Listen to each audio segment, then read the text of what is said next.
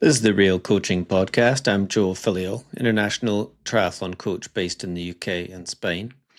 And starting today, wanted to revisit why real coaching, why I'm doing this podcast, and starting way back in 2015, and the reasons are the same as now, which is really the opportunity to share lessons and experiences from my fortunate ability to have been at the front of triathlon and endurance sports from Olympic Games and World Championships all the way through the pathway. So I think the goal is sharing those experiences. And as a number of my projects and work have been about elite performance, I certainly have real skin in the game of top performance and what I've learned and what makes a difference to the very best. And where we're starting this new series on long form writing on Substack, and then accompanying podcast of each major topic. And I think the lens I see things through is about breaking down complexity.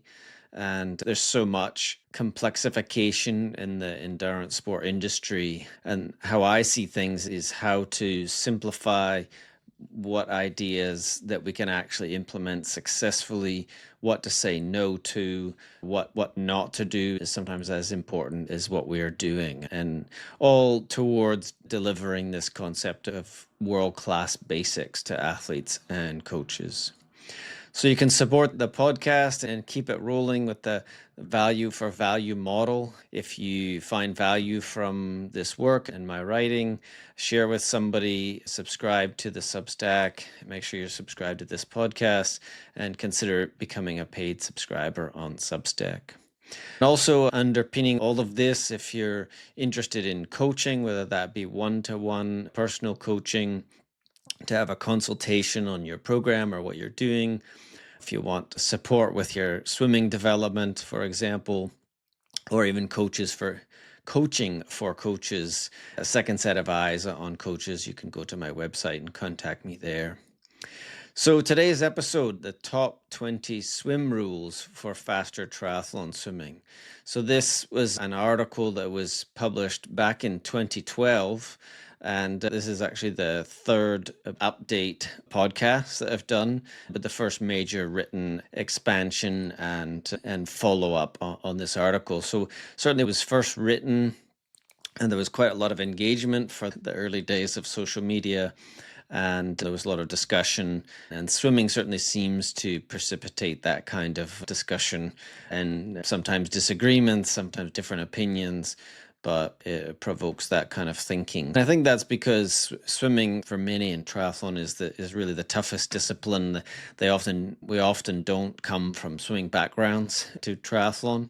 It's probably the minority that have a swim background, and often athletes that end up in triathlon are self-selected endurance sport types, which really means that probably weren't great at playing ball sports or other technical sports, gravitated to endurance sports, kind of going in a straight line. Often that's because perhaps the motor learning skills, the proprioception, the technical proficiency in other sports wasn't coming quickly, and gravitated towards endurance sports. And that often means that learning skills like swimming comes slowly, and that we might need a different approach to what we see with regular swimmers or people that aren't also biking and running.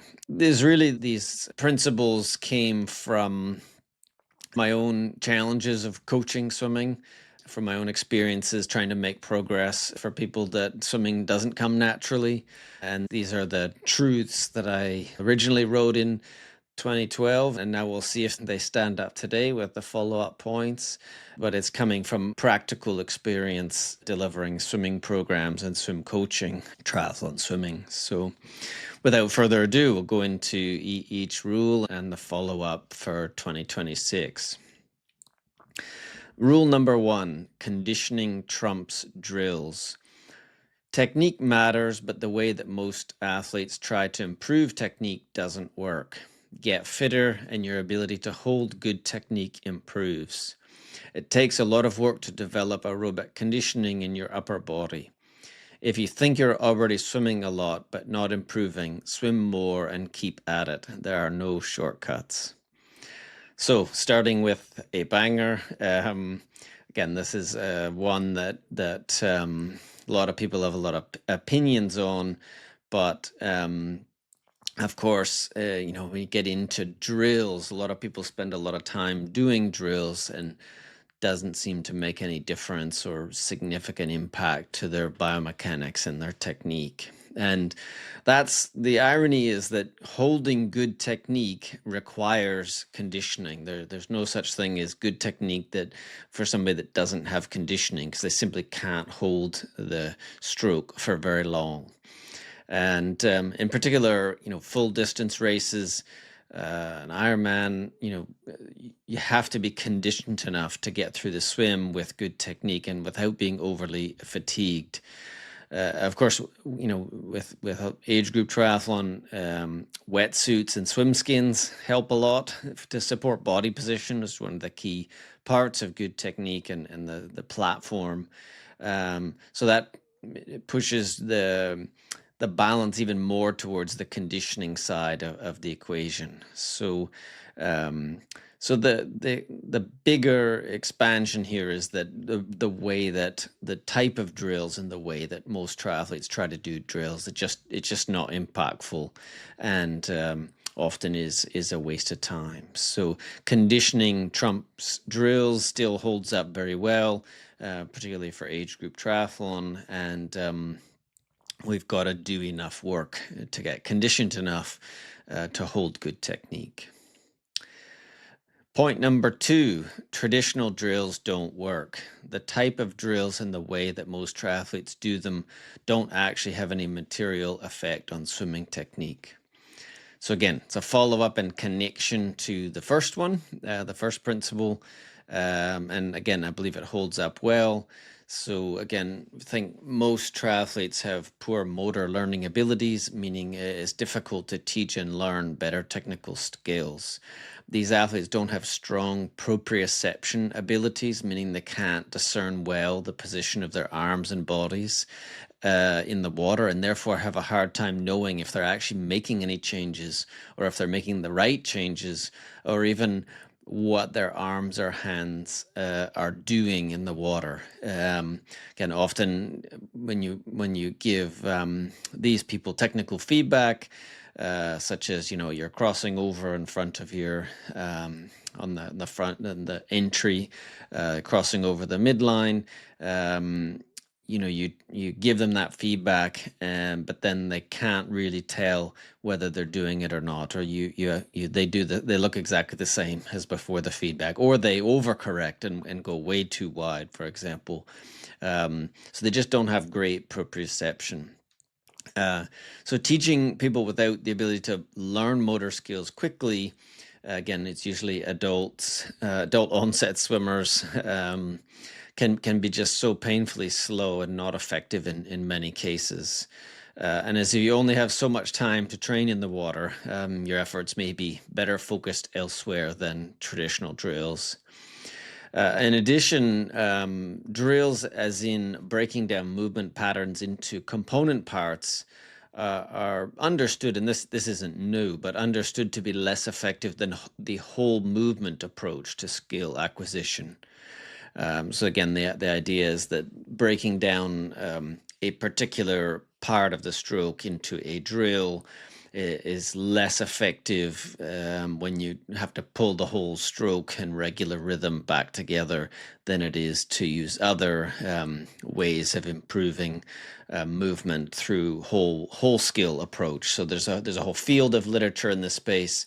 But again, the principle for most triathletes, the way that they do drills, just doesn't help very much. Principle 3, swim more often. Frequency is the best way to improve your swimming. And this is see rule number 4, which we'll get to. So again, I think this holds up well in 2026. Frequency is the most powerful tool we have to improve swimming. And equally, you could say, across each discipline, bike and run as well. But as the starting point for improvement, often in my coaching, we'll see if we can add another swim, even if it's a short swim. I think just getting in the water more often creates that connection to skill and technical ability. And it's effective. So even short swims, adding another swim per week can be a significant benefit. And a lot of age group athletes are not swimming very much. They might be swimming 1 or 2 times a week, and adding 1 or 2 more, even if it's combined with another session. Run to the pool, swim, run back. Somehow connect sessions for time efficiency. It can make a difference. So that holds up well. Frequency, again, a core principle across swim, bike, run, but in particular for swimming and learning skills. And that leads us to point 4, do longer main sets. You can't expect to swim fast and be fresh on the bike if you rarely do main sets with the same or higher volume and pace than you expect in the race. For short course, these should be at least 2K. For Ironman, 4K or more, and that looks more like 20 to 50 times 100, not many short broken sets adding up to 2 to 5K. And once again, I believe this one holds up well. The inspiration for this rule, when I was thinking about it, was the stereotypical master swim set with many different short sets that are up on the whiteboard. And the one that takes ages to study and understand what's going on, and everything is just too short and inconsistent. So instead, we want to keep it simple and specific. And if time limited, which is most people, we want to cut out the faff, the time wasting stuff, and aim just to get good consistent work done in the water without excessive interruptions or distractions. And the goal is to be able to comfortably manage the main sets the same duration or longer than goal race distances. And obviously for Ironman, these are big sets. It's not going to be every day doing those, but we've got to build up and work towards being able to do the same duration main sets with a significant amount of same pace and same effort. So again, long main sets holds up well. Principle number 5, don't overthink it, don't underthink it. Be engaged with what you're doing in the water and use tools to help get a better feel for the water. But don't overthink every stroke and suffer from paralysis by analysis. Swimming fast is about rhythm and flow when good technique becomes automatic. Again, in 2026 update holds well. I would expand a little bit on explanation of over and under thinking. There are certainly many athletes who go to the pool, do their sets and go home without really engaging in how they're swimming technically. And for these athletes, there can be something left on the table in terms of their technical awareness and potential for improvement. But in the space of highly motivated and ambitious athletes, perhaps, they've signed up for Ironman, they're focused on Kona or 70.3 Worlds, or, it's very easy to fall into the trap of overthinking swimming to such a degree that technique actually suffers and gets worse.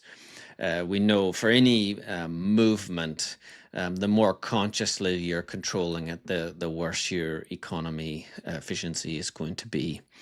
And overthinking, it's a big problem. I see it a lot. It's probably more of an issue than underthinking. And, I think with any technical skill, thinking too much, again, efficiency decreases, at least temporarily. But for many athletes, it can lead also to being frustrated and the feeling that they're really focused on the short term and unable to see the bigger picture. So they're frustrated they don't seem to be making progress, and that just creates a vicious circle of difficulty making improvements.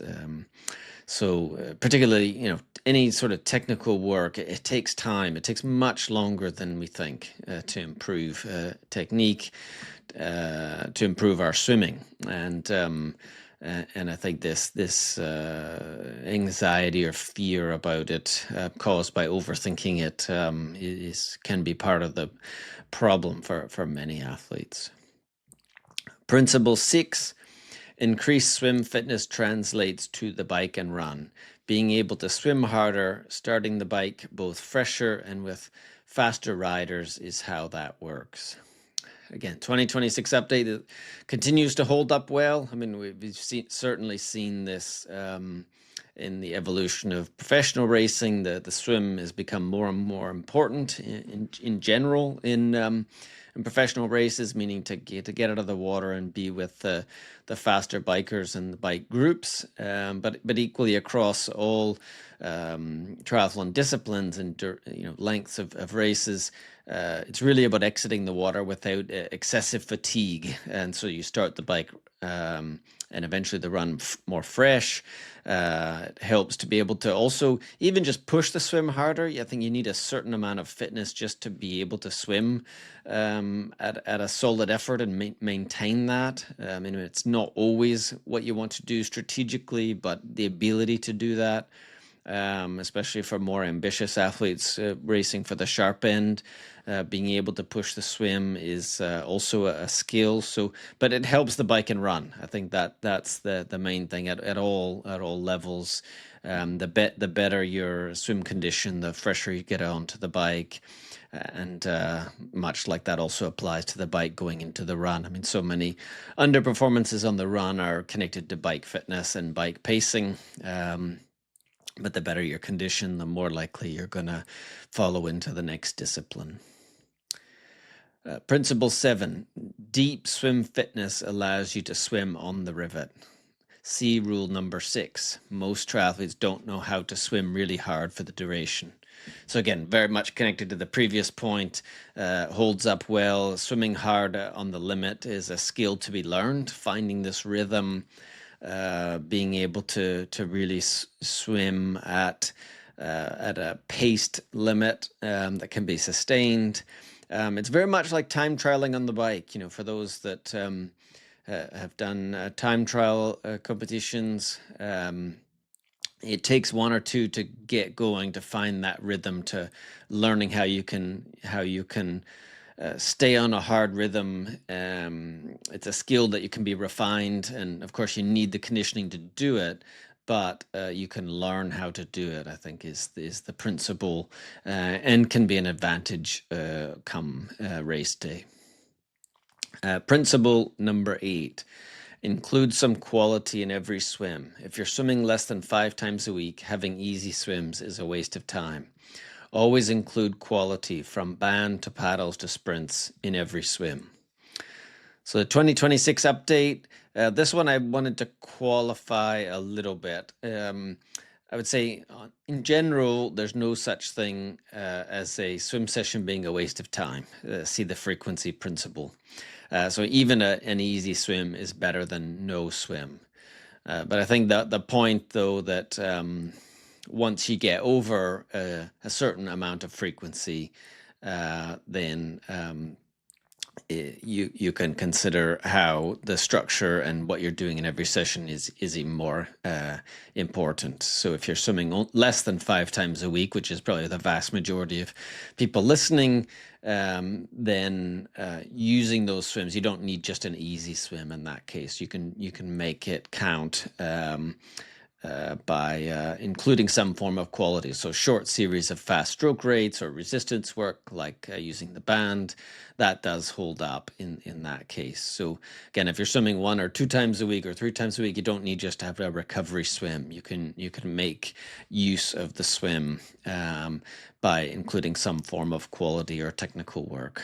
And that's just because the technical nature of swimming compared to bike and run, and there can be a benefit then in every swim to include different stimuli, not necessarily physiological stimuli like hard efforts, but both technical efforts or short sprints, changing stroke rate. There's always something can be done as opposed to just an easy swim for those that are swimming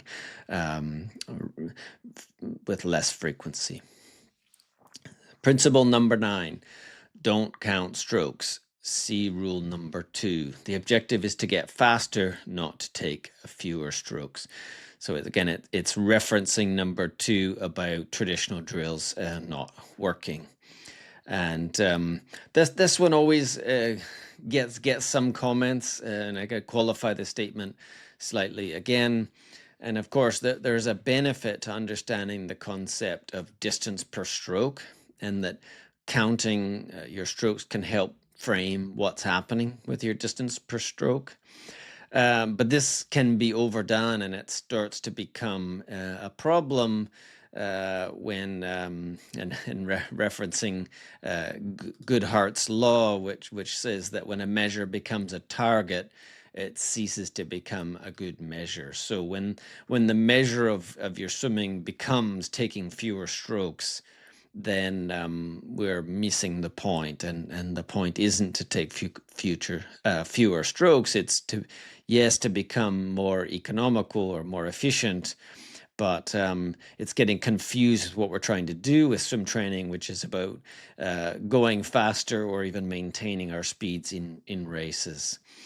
So in addition to that, I think the result has been many athletes, when this was most popular, many athletes just going slowly about taking few strokes. And you can sort of, again, cheat the system either by over kicking or gliding really a lot to the point of absurdity. So I think this also misses the point, again, in whole skill, whole body, whole stroke swimming, that actually effective open water skills require you to be able to use a wider range of stroke rates. At times, a higher stroke rate is actually the more important skill to take into open water swimming, which is, of course, our venue for the vast majority of triathlon competitions. And higher stroke rate in dense groups or choppy water, these are actually really important, much more important than sort of long strokes that maybe work better in a pool sense.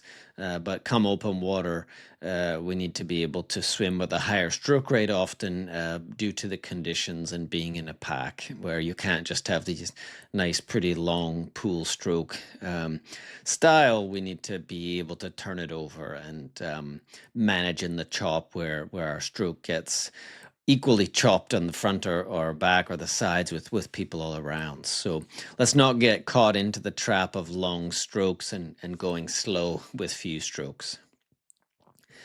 Principle 10, learn how to use your kick, but don't spend a lot of time with kick sets. Kicking is about stroke control and body position, not propulsion for triathlon. Kick fitness doesn't matter. In 2026, this holds up well. Again, the speeds that most triathletes are going, their kick just doesn't really provide any propulsion. And they're not limited by swim conditioning, by kick conditioning, I should say. So spending time in kick sets is just a waste of time for most triathletes. They're better off learning about the impact of kick on body position and timing, which is part of good technique, and how that impacts the timing of your strokes, keeping enough good body position is important, but you don't need to do that through kick sets. And again, the principle being most athletes are time limited, and therefore better to spend time doing other things. And just kick fitness is just not one of the critical things that we need to spend time on. Principle number 11, use a band frequently. The best swimming drill there is. Do short reps with a lot of rest at first. Both propulsion and body position will improve. So again, this holds up well in 2026. Band only is a whole body advanced drill. It's a whole body skill that requires the ability to hold stroke rate and body position together. It's an example of a constraint-based drill that requires the athlete to sort of figure it out while they're doing it without the need to think too much. as the body position provides that feedback when it's not being effective, when we see that the leg starts sinking. So it's an advanced drill in the sense that the starting point of body position awareness has to be a sufficient level, or the athlete just is not going to be able to do this very far, very effectively, leading to it being a big struggle. So it's not appropriate for everyone. Because it does require good body position, good awareness, good head position, and ability to use your stroke rate as well. Since if you try to use those long strokes that comes from counting strokes too much, you just won't go anywhere. So the key for band only for new athletes is to keep the reps short. So 25 meters is enough, and just doing repeats.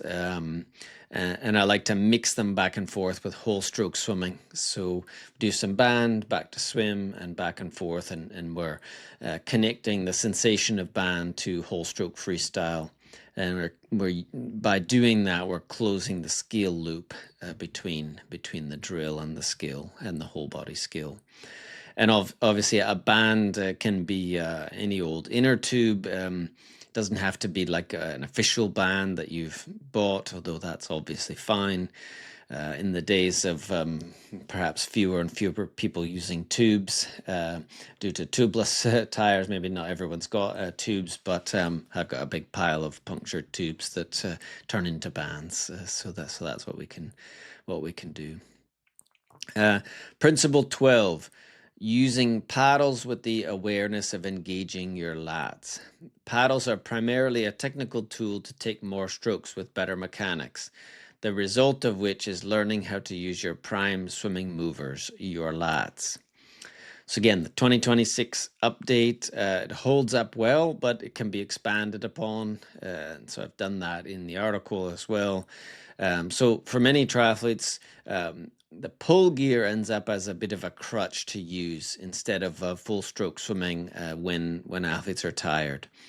So, of course, there can be a benefit to that, to using full pull gear, as the buoy helps maintain better body position, in particular under fatigue, as poor body position is one of the first signs of systemic fatigue. And triathletes with the total amount of volume they're doing on the bike and run are often turning up at the pool fatigued. So it can mean, in this case, swimming a lot of meters with poor body position. So using the pull buoy and paddles can help that, particularly the pull buoy. But the principle of this rule was how we can think about paddles as a swimming tool. And I like to think of it as the pressure that the paddles create on the hands acts as feedback that can be translated into awareness of keeping the armpit open underwater early in the catch, and therefore activating our prime swimming movers, our lats. So what we see is dropping the elbow is the most common swimming technical issue after basic body position. And this is the biggest obstacle to improving propulsion. So using paddles as a technical cue helps address this issue if done in an engaged way. So we're using the paddles in a way that is not just pushing hard on them, but using them to get that feedback to keep our armpits open and lats engaged. And I like to use different types of paddles. My preference for regular paddles are flat, slightly flexible paddles that you can feel the water through, so as opposed to very stiff paddles. And I prefer to only use the finger straps, so to hold the paddle on, not the wrist straps as well, so only the finger straps. And that way you get additional feedback on the angle of the hand. Without the wrist strap, it feels like if sometimes the paddles feels like it's going to slip off, or you're very aware of how it's moving with the hand if you've got the wrong pitch. So that's another way to add feedback and to improve, to use them as a technical tool. And I also like Finnis agility paddles and different versions that are similar, that actually don't have any straps, that have a shape that where you hold the paddle on your hand with water pressure during the catch. and then you grip the paddle with your thumb during recovery so that they don't fall off your hands. So principle 13, keep your head low on breathing and in open water. Head down, feet up. It's a common body position error. So again, this holds up. It's the most common error in particularly open water is the head position being too high from too much sighting or even just maintaining sort of a head forward position due to perhaps being uncertain the direction that you're going or not putting the head back down after sighting. Also we see head being too high on breath, so almost like lifting the head when breathing, as opposed to keeping the head low. This causes the legs and hips to sink. So this head position awareness can be practiced in the pool and in open water conditions. So it's a useful one to be aware of and can help with body position. Principle 14, do many short repetitions for stroke quality. It takes fitness with good technique to swim for longer durations. Start shorter and swim faster. 50 by 50 works wonders. Don't have time to do 2500 main set, drop the warm up and warm down. So again, this holds up well and is connected to a few other things in terms of our approach, a few of the other principles. Still work with a lot of shorter repeats for many athletes who don't have the conditioning to hold a good technical model for longer reps or for athletes under high load, which is many triathletes. So longer sets of short reps just increase the relative amount of rest through the set, allow for neuromuscular and overall recovery. And the goal of using this principle is that you can accumulate more good strokes over the course of a session than often we get with longer reps where the quality of the technical stroke degrades as fatigue accumulates. So it also allows you better body position over time and avoiding reinforcing bad habits. So it's still useful to do longer sets with the pull gear can help maintain good form under fatigue. But for full stroke swimming, which we need to do, then shorter rep principle for many athletes is effective. Principle 15, learn to swim with a higher stroke rate. This takes conditioning. It will pay off on race day and particularly any time swimming in a group and in rough conditions. So again, this holds up well, and it's connected to the explanation we had in Rule 9 about counting strokes and also Rule 11 about swimming effectively with the band. Having the ability to swim with a higher stroke rate can make dealing with open water conditions more effective, as we've said. And you can't just do this on race day. We've got to practice swimming with a high stroke rate during our training. Requires both skill and strong conditioning. So it has to be integrated into your swim plan.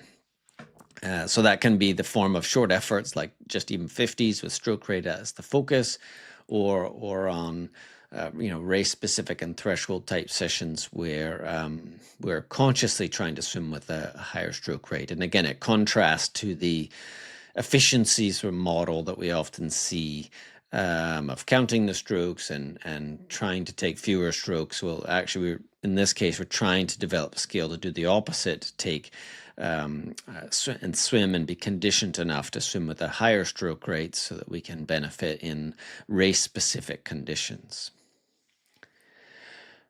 Rule number 16.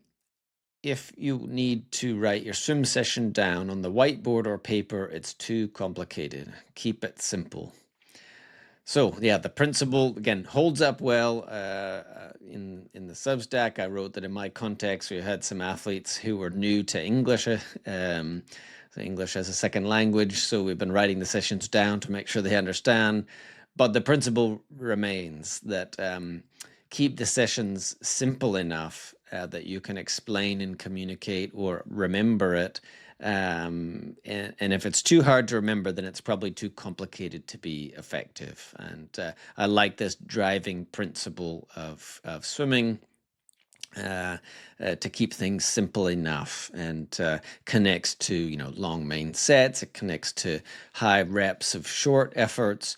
Connects to a number of things, but it's a principle that helps us clarify what are we actually trying to do, and what's effective.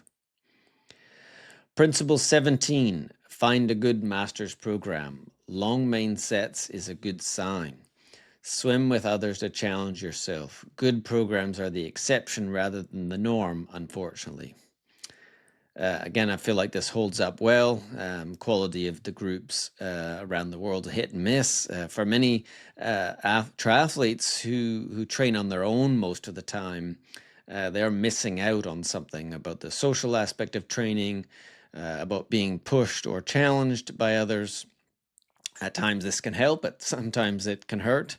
But having the option to use others, and swimming with a group also creates an accountability structure that benefits athletes that want to improve their swim. So knowing you've got a group to join at specific times, it reduces the chances of talking yourself out of going to the pool, or out of doing the work you need to do. So having that structure is really helpful. So yeah, if you can find a good master's program, it's going to be a benefit to your swimming. Principle 18, don't use swim tools as a crutch. Paddles and pull buoys are tools with specific uses. Don't reach for them out of simple laziness or because the set is hard. Again, this holds up well, but with the caveats above about the technical utility of swim tools. But the triathletes who rarely ever swim without their tools, or as soon as there's any effort involved, they're reaching for the pull gear. So this is where it becomes a crutch. So either never practicing full stroke swimming and then going to race and having to do that, or simply reaching for them when it gets hard, or when the stroke starts to break down, but too soon. So often, we'll give an athlete who is fatigued, or the set is not going how we want. We might put the paddles on as a result, because we want to take more good strokes. We don't want to ingrain bad habits that sometimes show up under fatigue. But if we're too soon reaching for it, then we are also missing the plot there. So full stroke swimming has to be developed in order to be effective on race day without the tools. And even if wetsuits help in this regard, we still want to be well conditioned and technically proficient without the pull gear. Principle 19. Do use swim tools when you're very fatigued and will otherwise swim with poor quality. See Rule 18. Again, very connected, as many of these are. This holds up well, as explained above. So again, triathletes are often in a state of heavy fatigue, hence the high usage in general of pull gear. And this fatigue is part of the reason why it's hard to improve swimming. And I make the comment in the Substack that often the best way to see improvement in the water is when you end up unloaded on the bike or run. And often, unfortunately, this is due to an injury. But then we see how much swimming performance improvement is impacted by the fatigue, at least of bike and run, at least in the short term. So that is one of the challenges of swimming for triathletes. It's the art of combining the three disciplines into one sport. And this is often where I see pure swim coaches have the hardest time to understand this and accept, and often they end up getting frustrated coaching triathletes because they're not able to understand the big picture and the impact of the three disciplines together. So again, it's why it's important, if you're getting swim coaching, to have somebody that understands well triathlon and has the visibility of the bike and run to understand how to best position and manage swim training. Rule 20, dryland and gym can help swimming for some via improved neuromuscular recruitment. use body weight and tubing, not machines. Again, I feel like this holds up well, and I continue to use and recommend both on-deck pre-swim tubing and elastic exercises as part of warm-up, as well as specific gym work to help recruit and pattern the swim prime movers when we're out of the water. So these can help, and I think machines can still be beneficial, but I think free weights and cables or tubing are superior. You've got to control the path of movement, and there's a stability element as well. So can help, and also part of the warm-up can be effective to pattern how we want to swim with high elbows, open armpit, and using the lats. There's a bonus one here. The next rule. Love swimming if you want to get faster. So embrace the process of getting faster in the water. A chlorine sweat is a good thing. And again, this holds up very well. No doubt the frustration with progress or lack thereof in the water is a significant problem for many triathletes, and ultimately ends up slowing down their improvements. Making changes and improvements in the water for most triathletes is a long game of consistent work over time without any shortcuts. Beyond some early gains that can come through higher frequency, there's just no shortcuts for the investments in time needed to truly make significant swim improvements. So you need the right mental attitude, patience, perspective, being kind to oneself, sort of accepting that there's going to be good days and bad days. Sometimes, fatigue, or sometimes there's no rhyme or reason why you may have those days. But if you keep the big picture in mind, then sort of seeing progress over the course of months and indeed years, then that's the right perspective to have.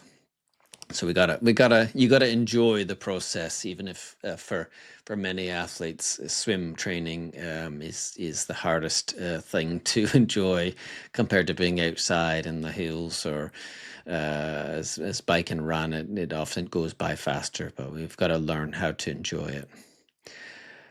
Rule number 21, it was a bonus one. Repetition is your friend. Variety is for the weak-minded and interferes with the learning process. Repetition, repetition, repetition. This is a all-catching rule that you might say applies to a wider principle of endurance performance. And I believe it holds up well. It's timeless across the three disciplines. It's never been more relevant today in 2026, in our era of constant novelty seeking, which can be a distraction, and often is a distraction. And there's just no escape of the work of going up and down staring at the black line at the bottom of the pool, and following the rules of consistent, simple, and effective training. Doing the swim basics well is going to mean a lot of repetition, and being able to maintain focus, mental focus over the long term is what's going to make the difference. So too much variety seeking, chop and change can just become a distraction from doing the work.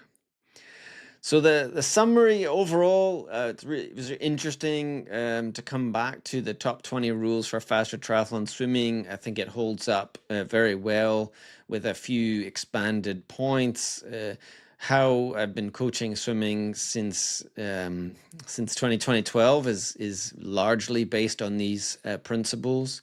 There's some refinements, some additional perspective, but the core of the rules is how I coach swimming. And indeed, if I think back to 2012 and the progress of the squad, JFT crew, and everything that those athletes have achieved, those principles equally apply to the whole program. So the closing, following the rules above, is going to help you swim faster and ultimately be a faster triathlete, which is the main point. So it was good to revisit this. If you want to support the podcast, subscribe. Make sure you're subscribed. You can watch it on YouTube. It's also on Spotify. If you found value from this work, make sure you're subscribed to the Substack, considering being considered to be a paid subscriber.